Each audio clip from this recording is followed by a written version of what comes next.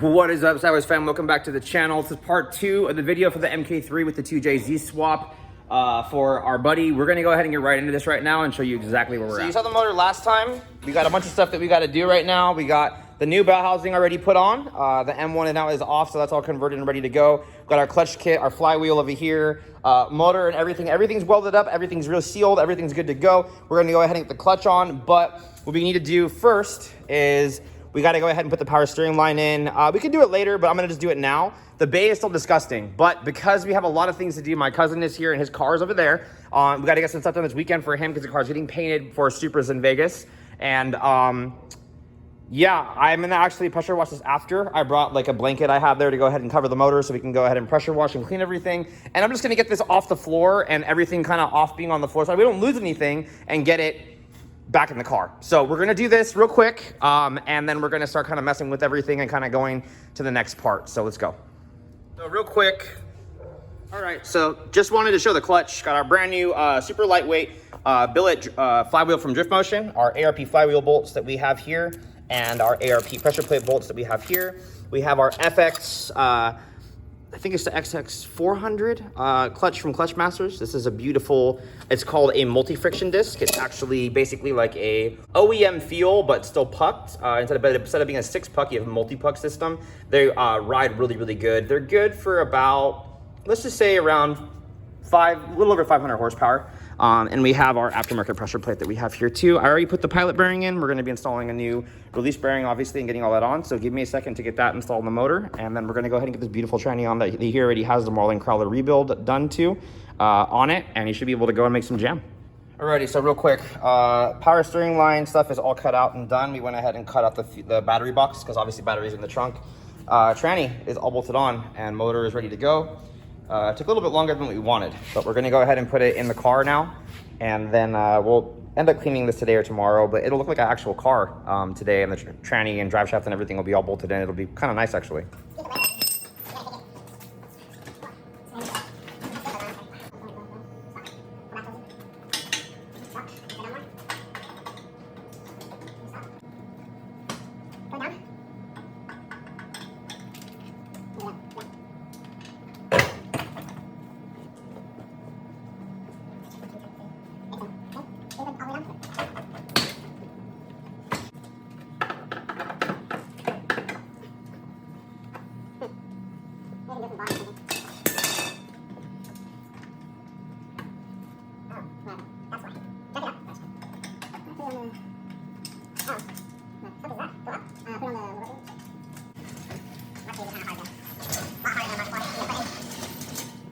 Well, another new day. I'm here back at the shop. We're gonna go ahead and work on the fuel system today on the Mark III. Motor's in. Let me go ahead and show you where we're at, and I'm gonna go ahead and walk you through how to get the gas tank out, how to get the fuel pump in the tank, and how we're gonna go ahead and run the PTFE Teflon line from the tank to the motor in 8 AN so we can actually be able to achieve the power goals that we want in the future. And it's all done now and not later. And a lot of these cars have a lot of problems with rust in the gas tanks and all these Mark IIIs. So we're gonna check it all out. We're gonna get it on video for the customer. Let's go. So I didn't go over this too much last time. We got a lot of stuff we gotta do. I didn't clean the bay yet. Like I said, I got the blanket. We're gonna do that in a minute. Today, my main priority, because I do have my kids today, is I need to get the gas tank dropped. I need to get the PTFE 8 AN Teflon line ran from the tank to the fuel filter into the fuel filter that I have mounted in the chassis. So then we'll go ahead and run from the fuel filter to the rail in the 8 AN fitting that we have there.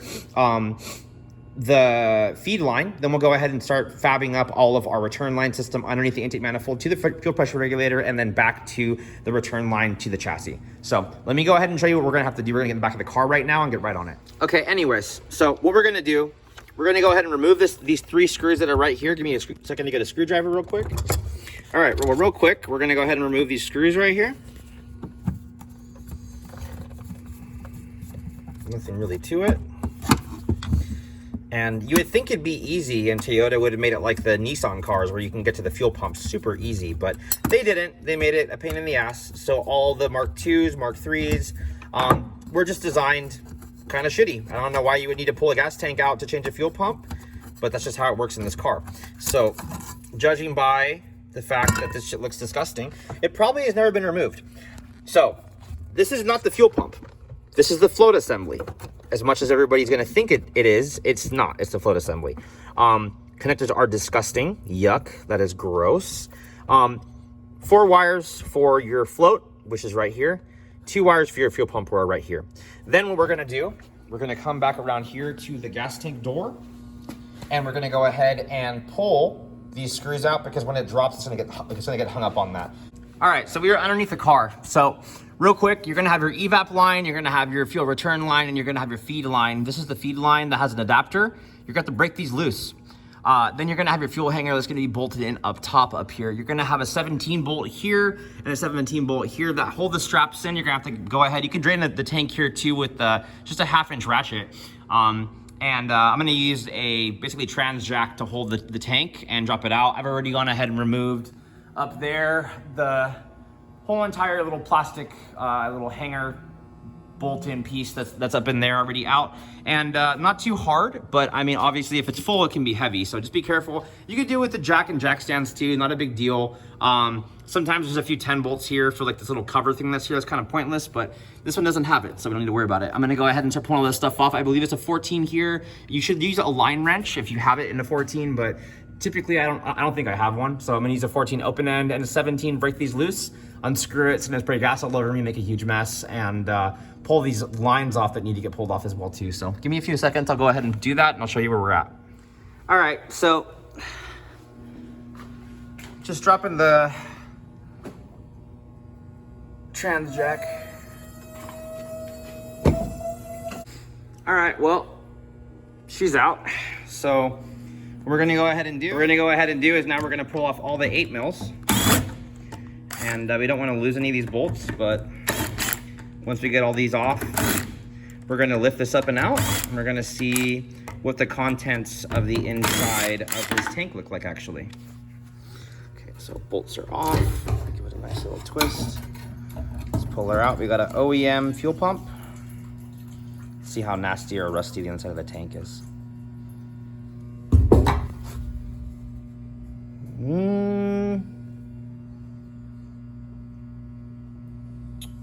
So the gasoline definitely is old, but not crazy rusty too bad.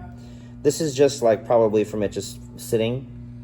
The gas is a little brown, so, or maybe it's from the dirty filter or whatever the deal is too, but I don't see any major rust in the tank. It's just really kind of gross, probably old gas.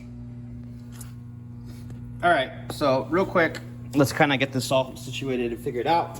So what you're gonna do, grab your fuel pump, pop this out, and go ahead and cut your wires. The blue wire is going to be your power wire, the black wire is going to be your ground, and you can see them actually labeled on the pump, but it doesn't matter anymore because we're gonna be changing all this stuff.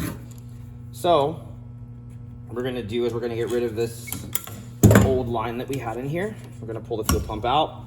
OEM fuel pump is now out, and we don't need it, so it doesn't matter. Then what we're gonna go ahead and do is we have our brand new, oh shit.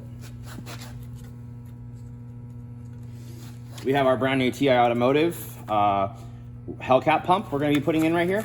So let's go ahead and make sure I got this in frame. I'm gonna go ahead and pull this out, pop off our caps. And we're on. So anyways, it's gonna go all in, has to all face this way. So when you put it in, careful with the filter. Careful you don't slice open or mess up any of the crimps that you just made with your Walbro connector. Go down. You feel it kind of set in place.